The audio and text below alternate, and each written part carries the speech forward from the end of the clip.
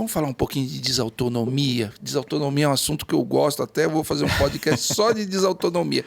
Então, eu vou, antes de definir a autoregulação cerebral, né? A regulação cerebral é a capacidade que o cérebro tem de manter o fluxo sanguíneo constante, igual, se a pressão está baixa ou está muito alta, ou quando você levanta. Senão o certo era o cérebro ser no pé, não na cabeça, Exatamente. né? Quando você levanta, o fluxo briga contra a gravidade. E para ele chegar no cérebro, cerebrais que regulam isso aí. E parece que na é alterado. Vai lá. Isso é um sintoma muito temerário, né? Porque, às vezes, principalmente quando a gente vê idoso que toma medicamentos, esse efeito do Covid ele vai somar a medicamentos, por exemplo, de pressão. Tem que ficar de olho nesses casos. Até sono, Rivotril, né? Toma para dormir. Aí é etc. pior ainda que o paciente vai ficar sedado, né? Na noite, no outro dia. Então, às vezes, esse tipo de paciente, uma coisa que eu vi bastante idosa, né? A questão da autorregulação do fluxo. Mas é aquele idoso com caso de hipotensão ortostática, né? O que é isso? Isso que você falou, que ele se levanta e cai a pressão. Então, o homem, acho que por natureza, ele tem muito também aquela questão de acordar no... O clássico é o xixi da noite, Exato. né? Só que tá deitado um tempão, levanta com pressa para ir no banheiro e ir atrás. E sim, aí no homem talvez seja pé. Né? Então você cair de pé é pior do que você cair sentado no vaso. Então o risco de você ter uma desautonomia é maior. Então assim, isso a gente viu que a incidência de desautonomia ela é maior nos pacientes com Covid. Tá? Covid longa. Covid longa. Tá? Tanto na fase longa. Isso pode ser uma sequela de uma talvez, né, de uma miocardite ou uma sequela do Guillain-Barré. Né? Lembrando que Guillain-Barré é uma doença aguda, né, barra subaguda, mas aquela que também, radiculoneurite que você falou que sobe, né? Também cursa com desautonomia, né? E aí a gente vê que esse tipo de doente, muitas vezes ele vai ter então esses quadros de tontura, de desmaio, né, baixa tolerância à atividade física também pode estar relacionado a isso, né? Então as queixas são às vezes eu tô com tontura, né? Você acha que é uma labirintite, na realidade... Que é um termo muito mal usado, né? Na prática clínica. A gente que é neurologista fica meio bravo às vezes. Mas uma das vezes é outra coisa, né? Uma VPPB, né? Uma vertigem periférica paroxística benigna. Ou às vezes entra nesse contexto da desautonomia. Falta fluxo no cérebro, né? E pacientes com arritmias, né? A gente viu isso também, né? Aí fibrilação atrial e outros tipos de arritmias menos complexas. Isso também vai alterar toda a homeostase, né? Igual você falou, da autorregulação cerebral.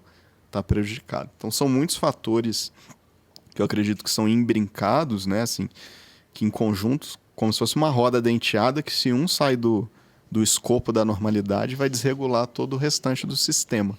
Né? De um sistema que já vai estar praticamente todo, mesmo que levemente, mas assim, vamos dizer assim, funcionando na corda bamba às vezes.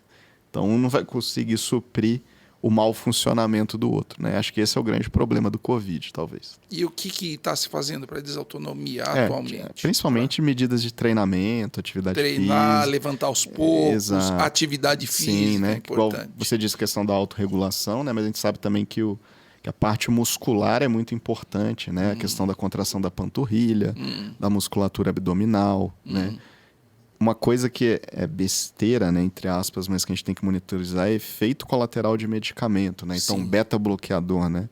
Não que a pessoa não possa usar, mas a pessoa usa um atenolol, né? Propanolol, etc., metoprolol. Então, tem que estar de olho, porque isso pode estar em conjunto com efeito farmacológico. E existem medicações que ajudam com isso. Aí sim a gente tem, né, quando necessário, né, principalmente... mineralocorticoides, né? Não aquele corticoide que deixa a pessoa, às vezes, com ganho de peso e retenção de líquido, mas né, corticoide mais no efeito mineralocorticoide, né? Então, a gente sabe que existe algumas medicações que podem ajudar nesse tipo de sintoma, né? Me fugiu o nome do... É Florinef. Florinef, exato, né? Quase me fugiu que é a fludrocortisona, né? Então, assim, pode ser uma medicação que ajuda nesse tipo de sintoma, mas... Claro, a gente tem que ter uma... vai mapear o paciente. E é uma indicação médica, né? A pessoa não tem que achar que está com tontura, vai começar a tomar, porque às vezes tem efeito até hipertensor, né, rebote, né, hipertensão supina. Então isso tem que ser muito bem delimitado, né? O que essa desautonomia está repercutindo no paciente? Se é só uma queda de pressão quando levanta, se é uma arritmia, né? Então tem que tomar muito cuidado, tá? E não é só velhinho que levanta para fazer xixi. Esse aí tem que tomar cuidado. Às vezes é melhor ter um papagaio e um pinico do lado da cama do que quebrar a cara a hora que levanta. Mas ginástica, agachar e levantar, esse movimento é... Então, se você não estiver bem, se você sentir que você está desautonômico, ou seja, levanta rápido, sente uma coisa esquisita e depois pega no tranco, muito cuidado. Tá? Fazer uma nota disso, você falou importante, eu não vou saber detalhar, mas os institutos de medicina física, né, do esporte têm protocolos bem estabelecidos de acordo com a gravidade do Covid, como o paciente deve recomeçar a fazer atividade física. Siga esse protocolo. Você que gosta de academia, etc., siga o protocolo. Exato. Eu já vi pacientes morrendo na academia por causa de queda associado à hipotensão, à desautonomia. Acredito. Então tem que tomar muito cuidado. Esteira, provavelmente. Seguir o protocolo. Seguir o protocolo certinho com o seu instrutor físico.